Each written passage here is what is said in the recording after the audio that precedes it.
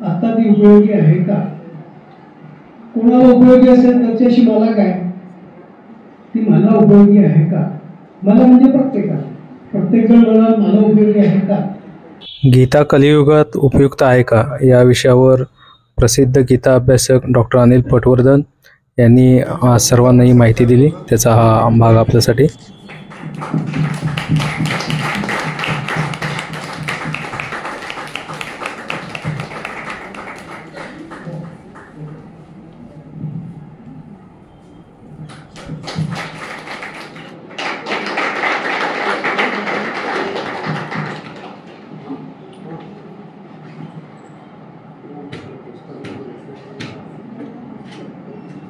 Doctor Anil Patwardhan हे बाल आरोग्य तज्ज्ञ आहेत, पिडियाट्रिशियन आहेत, बारडोलीला असतात आणि त्यांचा गीतेचा अभ्यास अनेक वर्ष चालू आहे. त्यांनी जवळजवळ 15 वर्ष अभ्यास करून दयानंद सरस्वतींचे 9 खंड मराठीत भाषांतरित केले. अत्यंत वाचनीय, मननीय आणि आचरणीय तिन्ही गोष्टी त्यातून निष्पन्न होऊ शकतात आणि माझ्यासाठी त्याचा मला स्वतःला खूप उपयोग झाला. आणि त्याच्यातला जो महत्त्वाचा मुद्दा जो मला आवडला तो आपल्यासमोर मांडून मग मी त्यांना हँडओव्हर करतो, कारण त्यांचं कौतुक करण्यासारखं त्यांनी बऱ्याच गोष्टी केल्या आहेत. पण त्यांच्या भाषणातूनच आपल्याला त्यांचा चांगला परिचय होईल व्याख्यानातून. आणि उद्या आपण त्यांना भेटायचं असल्यास इथे तर भेटतीलच, पण उद्या अजून भेटायचं असेल तर नक्की भेटू शकता. यांच्या जे गीतेमधलं जे पहिलं छोटस इंट्रोडक्शन आहे त्याच्यामध्ये त्यांनी एक अत्यंत महत्वाचा मुद्दा मांडला आहे की आपल्यामध्ये उणीव आहे म्हणजे आपण अपूर्ण आहोत ही भावना मनात ठेवू नका. आपण सर्वजण सर्वार्थाने पूर्ण आहोत आणि अपूर्णता दूर करणं यात काही चूक नाही. तर हा जो मुद्दा आहे हा सध्या जे आपण सुसाईड होतात, मोठे मोठे प्रॉब्लेम्स होतात त्याच्यामध्ये फार महत्वाचं आहे. आणि अपूर्णतेची भावना जाहिराती मोठी माणसं आपल्यामध्ये कधी कधी मुद्दाम इंट्रोड्यूस करतात. Sometimes unknowingly, sometimes knowingly. अरे तुला जमणार नाही, अरे तू लहान आहे, तू बावळट आहे, तू वाटते. तर हा जो मुद्दा आहे हा मला तुमचा लिखाणातला फार आवडला.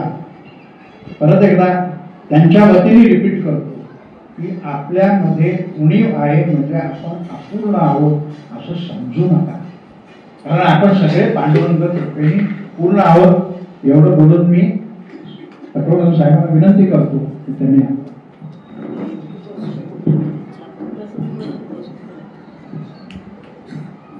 नमस्कार.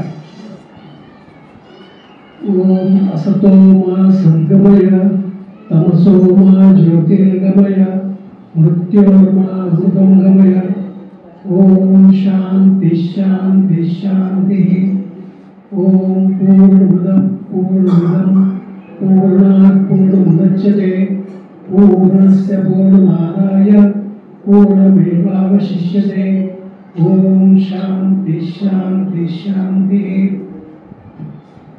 ओम नमो भगवते वासुदेवाय. हा शांती मंत्र आहे आणि ही प्रार्थना पण आहे आणि उपनिषदाचा अर्थ पण आहे. त्याच्यामुळे ते पुढे मी त्याच्यामध्ये लिहिलंच आणि म्हणूनच मी हे शांती मंत्र निवडले. आजचा विषय तसा हा आहे की कलियुगात म्हणजे आज गीता प्रस्तुत आहे का? आता असा प्रश्न पडणं फार अत्यंत स्वाभाविक आहे.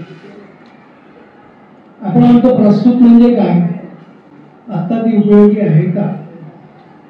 कोणाला उपयोगी असेल त्याच्याशी मला काय, ती मला उपयोगी आहे का? मला म्हणजे प्रत्येक जण मला उपयोगी आहे का? तर ती प्रत्येकाला आज उपयोगी आहे का? तर त्याच्या मागे बऱ्याच गोष्टी अशा आहेत ज्याच्यामुळे शिक्षित पिढी, आपला समाज गीतेपासून दूर आहे. कारण आपण म्हणतो की प्रत्येक गोष्ट काळाप्रमाणे परिवर्तित होते. परिवर्तन हा नियम आहे. सगळ्या गोष्टींमध्ये परिवर्तन आलंय. गीता सांगितली गेली मागच्या युगात, म्हणजे काही 100 वर्ष वगैरे तर ठीक आहे, मागच्या युगात सांगितली गेली. युग बदललाय. त्याच्यानंतर ती सांगितली गेली कोणत्या संदर्भात आणि कोणी सांगितली. आपण म्हणतो भगवान कृष्णांनी सांगितली, पण खरं तर ते भगवंतांचे शब्द नाही. भगवान व्यासांनी त्यांचा संवाद आहे तो आपल्या समोर मांडलेला आहे, म्हणजे ती व्यासांची गीता आहे. आता त्याच्यामुळे गोंधळ निर्माण होतो की व्यासांनीच ही कविता केली आहे की खरोखर भगवंतांनी ही गीता सांगितली होती. पुरावा काहीच नाही, कोणाकडेच नाही. म्हणजे भगवान श्रीकृष्ण होते समजा, पण ते भगवान होते याला पुरावा नाही. अर्जुनाला सांगितली, बरं तिथे आपल्याला भेदभाव दिसतो की युधिष्ठिराला नाही सांगितली, धर्मराज आहे, आणि अर्जुनाला सांगितले. ते अनेक वर्ष त्यांच्या सहवासात होते, पण ती युद्धभूमीत सांगितली. म्हणजे 30 वेळ त्यांना सापडली उपदेश करायला, आणि इतक्या म्हणजे 700 श्लोक त्यांनी सांगितले, बाकीचे उभे राहिले. म्हणजे हे प्रश्न अत्यंत लॉजिकल आहे, प्रत्येकाला पडतील. त्याच्यानंतर आपण त्या पुढे गेलं तर असं वाटतं की गीतेचा उपदेश अर्जुनाला केला गेला कोणत्या संदर्भात, की त्याला त्याच्या स्वजनांसमोर युद्ध करायचं होतं, मृत्यूचा प्रसंग होता, शोक होता. आपल्याला त्या कोणाला कुठेही शोक दिसत नाही. तर तो उपदेश आपल्याला कसा काय कामाचा? आपल्याला मृत्यूचा प्रसंग नाहीये, युद्धाचा प्रसंग नाही. तर त्याच्यानंतरही समजा आपण विचार केला की नाही, बऱ्याच महात्म्यांनी संतांनी सांगितलं गीतेचा अभ्यास केला पाहिजे, हे आपण केला. तर केला तर असं लक्षात येईल की पहिला दुसरा अध्याय केला की असं वाटतं की एकीकडे युद्धात हे योद्धे उभे आहेत, असं आहे तसं आहे, आणि अर्जुनाने सांगितलं उपदेश करा, आणि तो खाली बसला. तर त्याच्यामुळे असं वाटतं की भगवंताने उपदेश कसला करावा. त्यांनी सांगितलं की माझ्या शोकाची निवृत्ती करायची, आणि भगवंताने उपदेश केला आत्मज्ञानाचा. काही आपल्याला त्याचा संबंधच दिसत नाही. किंवा जिथे पाहावं तिथे भगवंत म्हणतात तू माझ्या शरणी आहे, मी तुझा उद्धार करेन, तू असं कर, सगळं मला अर्पण कर. म्हणजे आजकालचा जो किंवा कोणी माणूस लॉजिकली पाहत असेल. बरं, त्याच्यानंतरही जर पाहिलं तर त्या काळापासून म्हणजे शंकराचार्यांपासून त्या लोकांमध्ये मतमतांतर आहेत की गीतेचा नेमका अर्थ काय. आणि प्रत्येक जण म्हणतो की आम्ही सांगतोय ते खरं आहे. तर आपण कोणाचं मानणार? जर एवढ्या विद्वानांमध्ये एवढी मोठं मतांतर आहेत तर आपण ते का मानणार आणि काय मानणार? आता या सगळ्यांची उत्तरं जर पाहायला गेलं तर त्याचं कारण हे आहे की आपल्याला गीता काय आहे आणि ती कशासाठी हे आपल्याला माहीत नाही. ते जर आपण समजून घेतलं तर या सगळ्या प्रश्नांची उत्तरं मिळतील. आणि प्रस्तुत शब्द किंवा काळ शब्द हाच अप्रस्तुत आहे गीतेच्या बाबतीत. कारण गीता प्रस्तुत नाही. गीता हे मनुष्य जन्मच कशासाठी झाला? मनुष्य जन्म प्रत्येकाला न कळत फक्त गीतेचा उपदेश घेण्यासाठीच झाला आहे. आता पुढच्या काही वेळामध्ये मी हे वाक्य समजावून सांगेन. म्हणजे मग बाकीचं कोणत्या काळात कोणी सांगितलं हे सगळं अप्रस्तुत ठरतं. आता त्याचं उत्तर गीतेमध्ये गीता काय आहे हे आपण पाहिलं की गीतेच्या प्रत्येक अध्यायाच्या शेवटी म्हटलेलं आहे इति श्रीमद भगवद्गीतासु उपनिषत्सु ब्रह्मविद्यायां योगशास्त्रे श्री कृष्णार्जुन संवादे. आणि जो अध्याय असेल तो याच्यात सगळं आपण म्हणतो श्रीमद शब्द पाहिला म्हणजे जो श्रीचा पती आहे श्रीमद. भगवत म्हणजे भगवान. आता भगवान शब्दाचा अर्थ असा आहे की ज्याच्याकडे 6 प्रकारची बळ आहे किंवा गुण आहेत. त्यांच्याकडे वैराग्य आहे, ज्ञान आहे, शक्ती आहे. त्याच्यावरचं नियंत्रण आहे तुमच्याकडे, पूर्ण वैराग्य आहे आणि श्री आणि संपत्ती आहे, त्याच्याशिवाय हे सर्जन आणि हे सगळं शक्य नाही. तर असा ते सगळे गुण आपल्यामध्येही आहे, पण ते थोड्या प्रमाणात मर्यादित ज्ञान आपल्याकडेही आहे. पण हे ज्याच्याकडे पूर्णपणे आहे त्याला भगवान म्हणतात. तर अशा भगवंतांनी हे गीत गायलंय म्हणून त्याला आपण भगवद्गीता म्हणतो. किंवा गीता आहे त्याचा विषय भगवान स्वतः आहे म्हणून त्याला आपण भगवद्गीता म्हणतो. तर पहिला शब्द थोडक्यात पाहिला तर श्रीमद भगवद्गीता म्हणजे या गीतानं काय आहे, उपनिषद फार महत्वाचा शब्द आहे. तो उपनिषदांचा सार आहे. म्हणजे उपनिषदांना समजल्याशिवाय जर तुम्ही गीतेवर भाष्य केलं तर ते कधीही समजणार नाही. म्हणजे त्याच्यासाठी शास्त्राचं श्रवण आणि शास्त्राचा उपदेश ग्रहण करणं अत्यंत आवश्यक आहे. आणि ते बहुतेक पुस्तकांमध्ये किंवा बाकी सगळ्यांमध्ये सापडत नाही. प्रत्येकाने त्या श्लोकाचा संस्कृत अर्थ घेतला, त्याच्यात सगळ्यांनी स्वतःच्या मताप्रमाणे भाषण दिलं, पण ते योग्य नाही. उपनिषद शब्द सांगतोय, उपनिषद म्हणजे त्याच्यामध्ये 3 धातू आहेत, उप, नि आणि शद. उप म्हणजे जव. आता आपल्या जवळ सर्वात कोण आहे, आपल्याला वाटेल मी, बरोबर आहे, पण मी म्हणजे शरीर नाही, मी म्हणजे आत्मा. आता या शब्दाबद्दलही फार वेगवेगळे मत आहेत. मी म्हणजे आत्मा म्हणजे कोणीतरी, मी म्हणजे तो चैतन्य, आत्मा. आत्मा शब्द म्हणजे संस्कृतमध्ये आत्मा शब्द मी साठी आत्मा शब्द वापरतो. म्हणजे गीतेमध्ये किंवा कुठे आत्मा शब्द जिथे दिसेल तिथे आपण मी शब्द वापरावा. आत्मा म्हणजे कोणीतरी नाही. तर पहिली गल्लत हीच होते, आत्मा अमर आहे म्हणजे आत्मा अमर म्हणजे मी अमर. तर आत्मा जो सर्वात माझ्या जवळ आहे, मी म्हणजे निश्चयपणे, आणि शब्द जो मला जे ज्ञान मला माझ्याकडे नेतं, म्हणजे ज्याच्यामध्ये कोणत्याही प्रकारचा संशय नसेल अशा प्रकारे जे ज्ञान देतं त्याला आपण उपनिषद म्हणतो.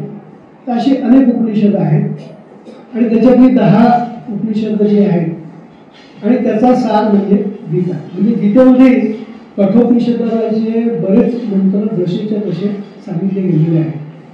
तर उपनिषदाचा जोपर्यंत आधार नाही तोपर्यंत गीतेचं कोणताही अर्थ काढणं चुकीचं आहे. आणि तेच घडतंय.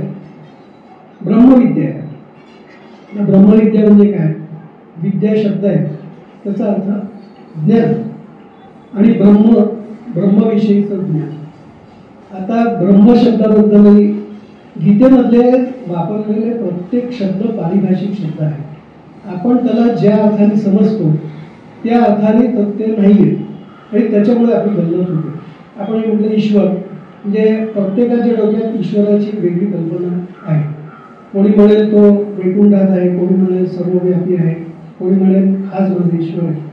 पण ईश्वर शब्दाची व्याख्या जी उपनिषद आणि गीतेमध्ये आहे ती शंकराचार्यांनी तत्वबोध या ग्रंथामध्ये केलेली आहे. तसे एक पुस्तक आहे. तर त्याच्यात त्यांनी म्हटलंय, म्हणजे एक उदाहरण देतो, बाकी प्रत्येक शब्दाची व्याख्या म्हटली तर ती अवघड, त्याच्यात पुस्तक आहे पूर्ण. पण ईश्वर शब्दाची व्याख्या म्हटली तर जो जगाची निर्मिती करतो, स्वतःपासूनच निर्मिती करतो, त्याची उत्पत्ती स्थिती आणि लय करतो आणि त्याच्यावर त्याचा पूर्ण कंट्रोल आहे आणि जो सच्चित आनंद स्वरूप आहे, ही पूर्ण ईश्वराची व्याख्या. तर जेव्हा ईश्वर शब्द येईल तेव्हा हे जर अर्थ तुमच्या डोक्यात नसतील तर त्याचा कोणताही शब्द गीतेचा किंवा श्लोक समजू शकत नाही. तर आपण उपनिषदची ब्रह्मविद्या आहे. आता ब्रह्मशब्द सुद्धा इतक्या ठिकाणी वापरला जातो, मग असं वाटतं की ते फार गूढ ज्ञान आहे, रहस्यमय आहे, असं काहीही नाही. ब्रह्मशब्द सुद्धा पारिभाषिक आहे.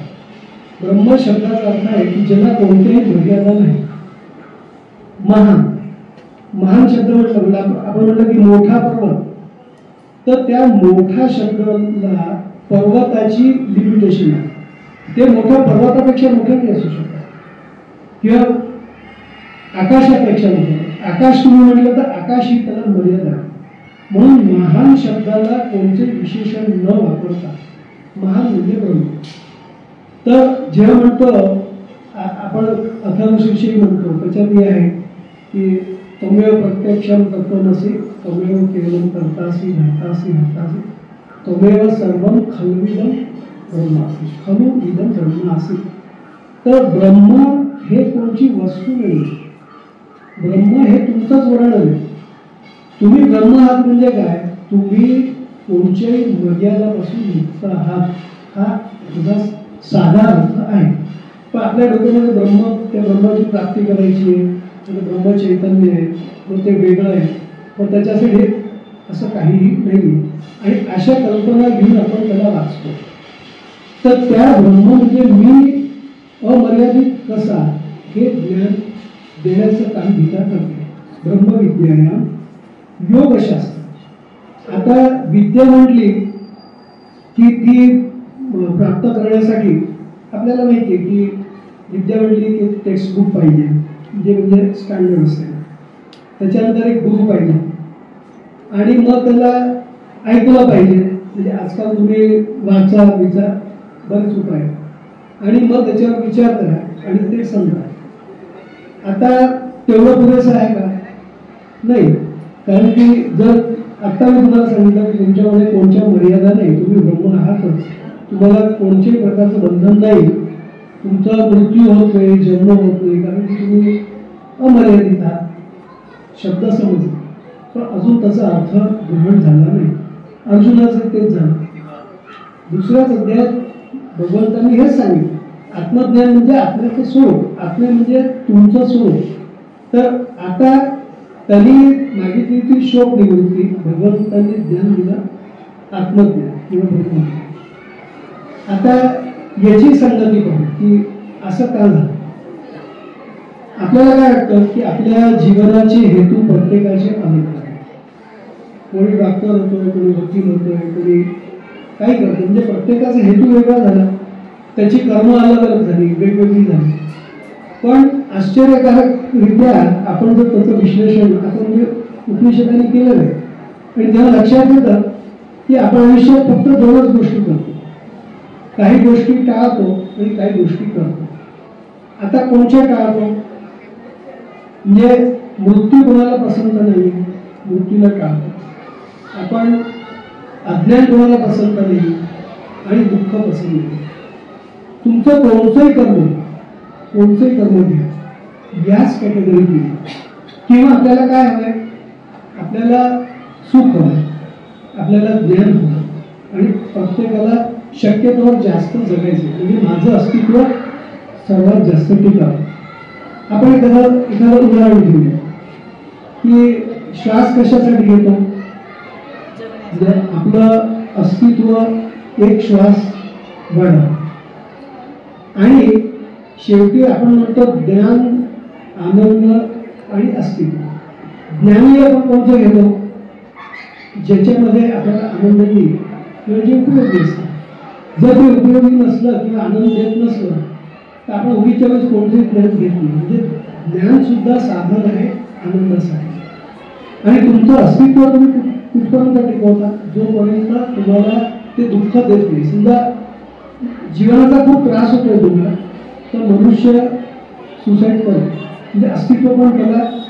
तर सर्वात शेवटी प्रत्येकाचं लक्ष काय? आनंद. आणि तो आनंद प्रत्येकाला कसा हवाय? ज्याच्यामध्ये कोणत्याही मर्यादा नको. आत्ताही हवाय, वेळ हवाय आणि जसाच्या तसा हवाय, सर्वत्र हवाय. तर अर्जुनाने ते सांगितलं की मला या जे विश्लेषण आपण केलं ते विश्लेषण अर्जुनाने केलं. पहिला अध्याय तोच आणि त्याच्यात त्यांनी सांगितलं मला हे लक्षात आलंय की माझं म्हणजे प्रत्येक जीवाचं एकच प्रॉब्लेम आहे, ते म्हणजे शोक. आणि त्याची टेम्पररी निवृत्ती मला करता येते. तुम्ही सिनेमा पाहायला गेलो, हे विसरून गेलो, मनोरंजन केलं, सगळं केलं, त्यांनी टेम्पररी जात आहे पण पूर्ण त्याच्यापासून मुक्त होण्याचा मार्ग मला दाखवा. आणि मग भगवंतांनी सांगितलं की दोनच शक्यता आहे, तू आयदर आनंद स्वरूप आहेस की आनंद स्वरूप नाही. तर ते म्हणतात आत्मा म्हणजे तुझं स्वरूपच आनंद आहे, तो बाहेर नाही आहे. आणि म्हणून त्यांनी आत्म्याचा स्वरूपाचा उपदेश त्यांना केला. आता असा उपदेश जरी केला तरी ते ज्ञान तुमचं जे आहे ते तुमच्या अंतःकरणात होतं, म्हणजे बुद्धीमध्ये. तर बुद्धी जर त्याच्यासाठी तयार नसेल तर हे ज्ञान कोणतंच ज्ञान होतं.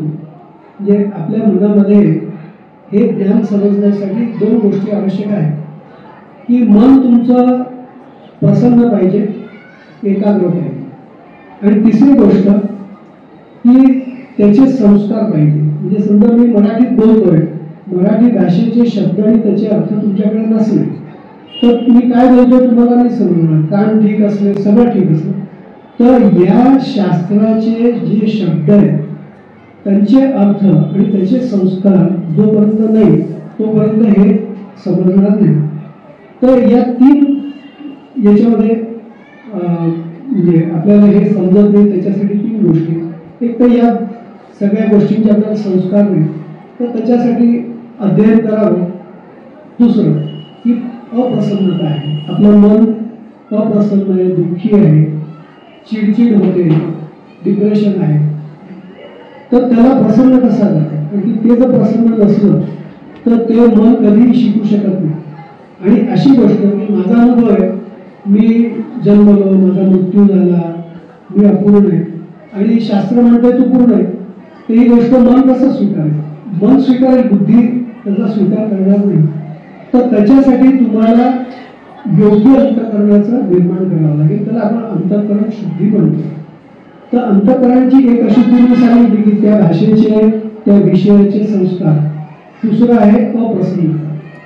तर ही अप्रसन्नता जी आहे ती दूर करण्याचा एकच उपाय आहे, तो म्हणजे कर्मयोग. आता कर्मयोग हा तिसरा, म्हणून भगवंतांनी सुरुवात केली, तिसरा अध्याय, चौथा अध्याय. कर्म काय आहे, कर्म कसं करावं, काय केल्याने तुमचं अंतःकरण शुद्धी म्हणजे प्रसन्नता प्राप्त होईल आणि मन तुमचं संन्यासी होईल. आता संन्यास म्हटला की आपल्या डोक्यामध्ये भव्य वस्त्र घातलेलं असं नाही. संन्यासी मनाची अवस्था ज्याच्यामध्ये पूर्णपणे वैराग्य, आणि ती व्यक्ती कुठेही असू शकते. म्हणजे ती राजा जनकही असू शकते किंवा एखादा ऋषीमुनी असू शकतो. आपल्या सगळ्या ऋषीमुनी त्यांचा संसार होता, त्यांची मोठमोठाले आश्रम होते, सगळं होते. म्हणजे ते त्याच्यासाठी पात्र नव्हते का, होते. तो वैराग्य तो कसा येईल. त्याच्यानंतर तुमचं मन एकाग्र नाही, तर एकाग्रतेसाठी काय करता येईल, तर त्याच्यासाठी मग ध्यान, योग, जप, तप हे सगळे उपाय भगवंतांनी पुढे सांगितले. आणि बरेच गुण तुमच्यामध्ये पाहिजे, या सगळ्यांची चर्चा पुढे भगवंतांनी केलेली आहे. त्याला योगशास्त्र म्हणतात. आता अजून एक महत्वाची गोष्ट आहे, श्रीकृष्णार्जुन संवाद. म्हणजे त्याचं स्वरूप काय आहे, मी हे वाचून घेईन, ऐकून घेईन तरी हे ज्ञान होणार नाही. हा संवाद, जेव्हा आपण एका व्यक्तीकडनं ज्ञान घेतो तेव्हा त्याचे संवाद असतो की ज्याच्यामुळे आपण विज्ञान शिकतो किंवा कोणताही विषय शिकतो. तर त्याच्यात सांगितलं की समजा संगीतात त्याच्यात 7 स्वर आहे, समजा समजायचं काही नाही. त्याच्यामध्ये 12 स्वर असतात, समजलं, तुम्हाला समजलं, ज्ञान दिलं गेलं, समजलं. याच्यामध्ये असं नाही, याच्यामुळे सांगितलेली गोष्ट समजावी लागेल आणि म्हणून समजवणारा सांगितलं, समजवणारा नाही. तर त्याच्यासाठी तुम्हाला योग्य आचार्याकडून त्याचं श्रवण करावं. श्रवण केल्याशिवाय हे ज्ञान 1 to 1 गुरुकडनं त्याच्याशिवाय हे ज्ञान होत नाही. त्याच्यामुळे तुम्ही कितीही प्रवचनं नुसती ऐकली किंवा नुसतं वाचलं तरी हे ज्ञान होणार नाही. तर त्याचा एक उपाय आहे श्रवण, मग त्याच्यावर मनन, निधिध्यासन. तर या सगळ्या प्रकारे तुमच्या अंतःकरणाची शुद्धी झाल्यावर तुम्हाला ज्ञान होऊ शकतं. आणि हे ज्ञान कोणालाही होऊ शकतं. म्हणजे त्याची पात्रता वेगळी. त्याची पात्रता म्हणजे बुद्धी, शक्ती किंवा फार IQ ही त्याची रिक्वायरमेंट नाही. कारण असं आहे की सर्वात मोठी गोष्ट म्हणजे मुक्तीबद्दल बऱ्याच आपल्या मिसकन्सेप्शन्स आहेत. मुक्ती म्हणजे काय? मुक्ती म्हणजे मोक्ष. मग काही लोक म्हणतात स्वर्गात जाणं म्हणजे मोक्ष. काही लोक म्हणतात की या संसारापासून सुटणं म्हणजे मोक्ष. मोक्ष म्हणजे तुम्हाला जी गोष्ट नको आहे त्याच्यापासून सुटणं. म्हणजे आपल्याला काय नको आहे? आपल्याला दुःख नको आहे, आपल्याला अज्ञान नको आहे आणि मृत्यू नको आहे. तर इन शॉर्ट या तिन्ही प्रकारच्या मर्यादा मला नको आहे. तर या मर्यादांपासून मला मुक्त व्हायचं आहे. तर भगवान म्हणतात तू त्या मर्यादांपासून मुक्त आहेच. आपण जे असतो सद्गम आहे, तमसो ज्योतिर्गम आहे, मृत्यूर्म अमृतम आहे आणि पूर्ण मध हे सगळं पूर्ण आहेच. तुझं स्वरूप पूर्णच आहे. तर तू पूर्ण आहे हे जाणून घे आणि तू स्वतःला अपूर्ण जाणतोय या कल्पनेपासून मुक्ती म्हणजे मुक्ती. त्याच्यामुळे तुम्ही जेव्हा असं स्वतःला बद्ध मानताय तेव्हा पण तुम्ही मुक्त आहातच. पण असं का झालं? प्रश्न हा पडेल की मी मुक्त आहेच, मी पूर्ण आहेच, तरी मला अपूर्णता का वाटते? तर त्याच्यासाठी आपण जे म्हणतो, आपल्याला असं वाटत नाहीये की आपण स्वतःवर या शरीराचा आरोप केलेला आहे. आता उदाहरणार्थ आपण म्हणतो की हे शरीर पडलं म्हणजे आपण म्हणतो मी पडलो. पण आपण म्हणतो माझं डोकं दुखतंय. डोकं दुखलं तर माझं डोकं दुखतंय. आता शरीर मी आहे की माझं आहे? जर शरीर मी आहे तर बरोबर आहे की मी पडलो, शरीर पडलं. पण डोकं दुखलं तर मग माझं आपण शब्द वापरतो. म्हणजे आपण स्पष्ट नाही मी आणि माझं. मी काही वेळा शरीराला मी म्हणतो, काही वेळा माझं म्हणतो. पण आणि आपण वागतोय हे शरीर मी आहे या दृष्टीने. म्हणजे समजा ही माझी ओळख दिली की मी डॉक्टर आहे, की मी एक लिहिलं आहे. आता ही जर माझी ओळख असली, आपण म्हणतो की ओळख म्हणजे काय? आधार कार्ड घरी बदलेल का? आता मी जेव्हा डॉक्टर नव्हतो तर मी होतो, तर ही माझी ओळख ठरेल का? नाही ठरत. अजून आपण जेव्हा पोटात मनुष्य होता मग त्याची ओळख काय? इतर शरीराची ओळख झाली. एवढा मोठा आहे, हे आहे, ते आहे. ही शरीराची माझी ओळख झाली का? माझी ओळख असली तर ती बदलायला नको. तसंच अजून मागे गेलो सायन्सच्या दृष्टीने की हे शरीर हे जर माझं अस्तित्व किंवा माझी ओळख असती तर ते आपल्या आई वडिलांचं हे आहे शरीराचं. तर हे अस्तित्व आई वडिलांचं आहे, त्यांचंही त्यांच्या आई वडिलांचं आहे. तर मग तुम्ही ते कसं असू शकता? हे शरीर हे तुम्ही असू शकतच नाही. ज्याला मी मानतोय की मी आहे तर त्याची दुःख माझी दुःख आहे आणि त्याचे सगळे जन्म मृत्यू सगळं माझं आहे. तर आपलं शास्त्र हेच म्हणतोय की आपण पहिल्यांदा स्वतःला जे नाहीये ते मानतोय आणि ते जे मी नाहीये मग त्याच्यात नेती हे मी नाही, ते मी ते. आणि त्याच्यानंतर तू कोण आहे? सच्चिद आनंद आहे. सच्चिद आनंद. सत म्हणजे जो तिन्ही काळात आहे. तर तिन्ही काळात म्हणजे काय? काल होतो, आज आहे, उद्या असणार आहे. कारण काय असं म्हणजे मानून घ्यायचं का सांगितलं का? नाही. मी नाही असा अनुभव येऊ शकतो का? नाही येऊ शकत. कारण की मी नाही असं म्हणायला तुम्ही असलं पाहिजे. तर मी नाही असा अनुभव शक्य नाही. काल नव्हतो असं आपण नाही म्हणू शकत. आणि या शरीराच्या आधी मी नव्हतो तर कुठे होतो? मग आलो कसा? शरीर. हे शरीर मी हे निश्चित आहे.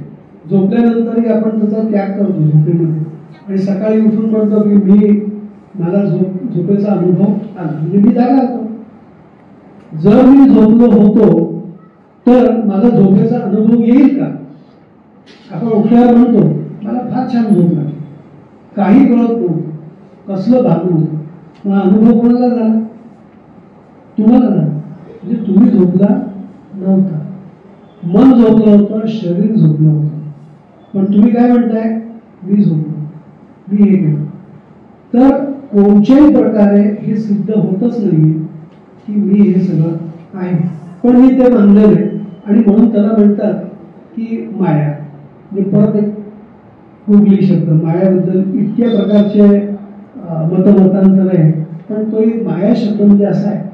आपण जे म्हणतो एक जादूगर आहे, तर तो काय करतो, हवेत असं काहीतरी टाकतो, मग स्वतः ते शिडी चढतो, म्हणून स्वतःचे अंग काप आपल्याला दिसतं, सगळा अनुभव येतो आणि तो खरा वाटतो. आता तो खरा वाटतो, आपण आपल्याला माहिती की तो खरा नाही, तो खरा वाटतोय कुठपर्यंत, तर आपण त्याला म्हणतो जादू. तर जादू शब्दाचा संस्कृत अर्थ आहे माया. माया म्हणजे या मा जे नाहीये ते मला सत्य जे दाखवत आहे त्याला आपण जादू म्हणतो. खरं तर जादू नावाची वस्तू नाही. जादू म्हणजे मला हे समजलं नाही या शब्दालाच माया किंवा जादू आपण म्हणतो. आता ती आपल्याला त्याची ट्रिक समजली की आपण काय म्हणू, काही नाही आहे त्याच्यामुळे. तर हे तुम्हाला जर समजलं तर माया नावाची वस्तू नाही, आणि ते समजत नाही तोपर्यंत माया आहे. आपण तो जादू करतोय, पण जादू नावाची वस्तू, जादू शब्द असा माया शब्द. तर या सगळ्या गोष्टींची चर्चा गीतेमध्ये डिटेलमध्ये केली पाहिजे, वाचली पाहिजे, अभ्यास केला पाहिजे. मी सुद्धा या विषयाची पूर्ण अभ्यास याच्यासाठी केला की मी जे प्रश्न सांगितले ते सगळे मला होतेच त्याच्यात की मी का मानू आणि ते तरी माझा मोक्ष होईल कसं काय शक्य, मग सगळं सोडायचं असं काहीही नाही. त्याच्यासाठी मी तो अगदी श्रवण मनन निधिध्यासन सगळ्या प्रकारे त्याचा अभ्यास केला आणि त्याच्यावर पुस्तकं, त्याच्यात मी अनुवादही केला. आणि माझ्या लक्षात आलं की इतकी साधी सोपी गोष्ट त्याला इतक्या किचकटपणे रहस्यमय शब्दात काही आवश्यकता नाही, आणि ती लोकांकडे पोचावी, जे मी मला मिळालं ते लोकांकडे जावं, हाच त्याच्या मागचा हेतू आहे. आज हा कार्यक्रम अरेंज करून माझे विचार तुमच्यासमोर ठेवायला मला तुम्ही चान्स दिला त्याच्याबद्दल मी आभारी असतो. काही प्रश्न असेल तर तुम्ही विचारू शकता. केलाय म्हणतात, रूपांतर भाषांतर केली आहेत, पण मग कळलं का मी आहे की नाही आहे शेवटी असं? खरं तर आपल्याला अभ्यासाची सवय अशी आहे की ही बाटली आहे, ज्यावेळी म्हणजे ही बाटली आहे तेव्हा मी आहे म्हणून ही बाटली काय कळलं नाही. म्हणजे माझं अस्तित्व प्रूव्ह करायची गरज नाही, मी आहे म्हणून तर म्हणजे ही बाटली, या बाटलीचा अनुभव आहे म्हणून मी आहे का? नाही, मी आहे म्हणून तसा अनुभव आहे. म्हणजे माझं अस्तित्व तर आहेच आधी, मग ते शोधायची गरजच नाही आणि ते प्रूव्ह करायची पण गरज नाही. तुम्हाला माहिती मी आहे, त्याच्यासाठी कोणाची प्रूव्ह करायची आवश्यकता आहे का? नाही, मी तर आहेच, त्याच्याशिवाय अनुभव शक्य नाही.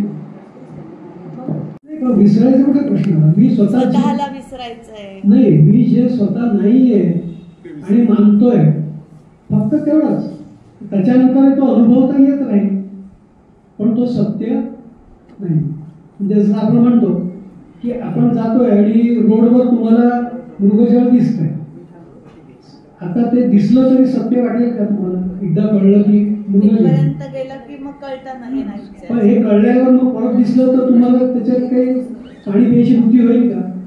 नाही.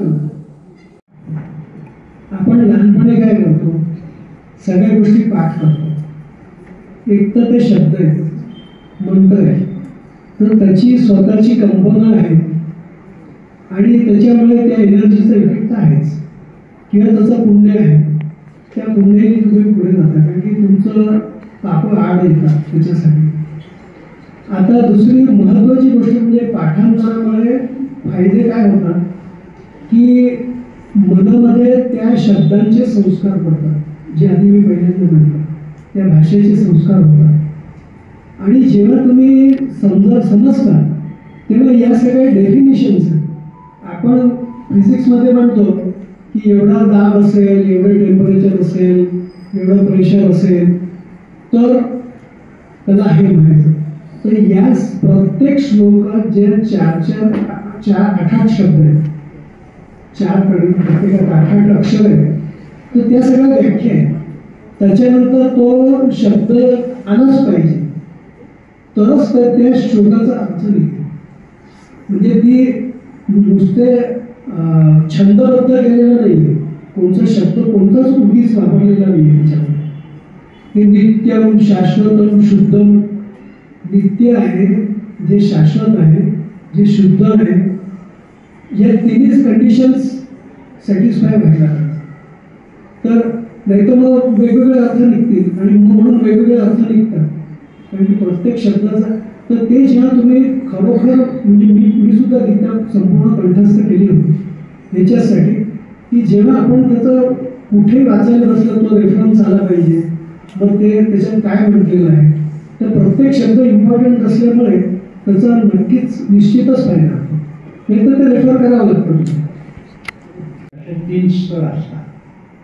थोडं फिजिकल लेवलचं सांगतो मी की मराठी भाषा मातृभाषा हे आमच्या एका मित्रांनी सांगितलं आणि सुदैवाने ते सुद्धा एक पटवर्धनच आहे, दिलीप पटवर्धन सांगलीचे. त्यांनी सांगितलं English is for tuition, English is for tuition and your mother tongue is for intuition. आणि याच्यामध्ये शास्त्र आहे, ते शास्त्र असं आहे की तुम्ही ABCDEFGH असं म्हणा मनातल्या मनात मोठ्यांनी. ती ECGची माणूस गेल्यावर जशी डेडलाईन येते तशी स्ट्रेट लाईन येते. ABCD तुम्ही म्हणा मनाच्या मनात, you get a straight line. व्हेराज संस्कृत आहे, मल्याळम आहे, तेलुगू आहे, मराठी आहे, त्याच्यामध्ये व्हायब्रेशन्स आहेत. जसं अनिलजींनी सांगितलं की कंपन आहे, या कंपनांचे सुद्धा शरीरावर सकारात्मक आरोग्याच्या दृष्टीने परिणाम होतात. त्याच्यामुळे आरोग्याची, आपलं शरीर योग्य चांगल्या रीतीने राहण्याची पहिली पायरी म्हणजे मातृभाषा. ही पहिली स्टेपिंग स्टोन आहे मातृभाषा. आता आम्ही सुद्धा दुर्दैवाने म्हणा किंवा काही इंग्लिश शब्द वापरल्याशिवाय आंग्ल भाषेतले पटकन पुढे जाऊ शकत नाही. पण शक्यतो आपण जर हे जे व्हेरिएशन आहे, अप डाऊन अ इ ते फार महत्त्व. आणि पाठांतराचं महत्त्व असं आहे की उतार वयामध्ये आपण बघतो लोक विसराळी होतात, अल्झायमर होतो, शिझोफ्रेनिया होतो, बऱ्याचशा गोष्टी घडत जातात. त्याला खंड पडतो पाठांतराने. आणि त्याच्याबरोबर आपल्या मनात सदैव सदैव सदैव सदैव चांगले विचार जातात. नर्मदा मैयाची जेव्हा मी परिक्रमा छोटीशी 3 दिवसाची केली तेव्हा भागवतला एका आश्रमात प्रकृतीचे 3 नियम बघितले. त्यातला पहिला नियम त्यांनी असा सांगितला आहे की जर एखाद्या सुपीक जमिनीत काही पेरलं नाही तर गवत उगवतं, त्याचप्रमाणे मनात चांगले विचार राहिले नाही तर गवत म्हणजे नकारात्मक विचार. म्हणून कुठलाही मंत्र, कुठलाही श्लोक आपल्या मनात सतत असतो आणि साक्षी असले तर अतिउत्तम. एक असला तरी सुद्धा बिघडत नाही. नुसतं पांडुरंग पांडुरंग म्हणत सुद्धा लोक कुठल्या कुठे गेले आहेत.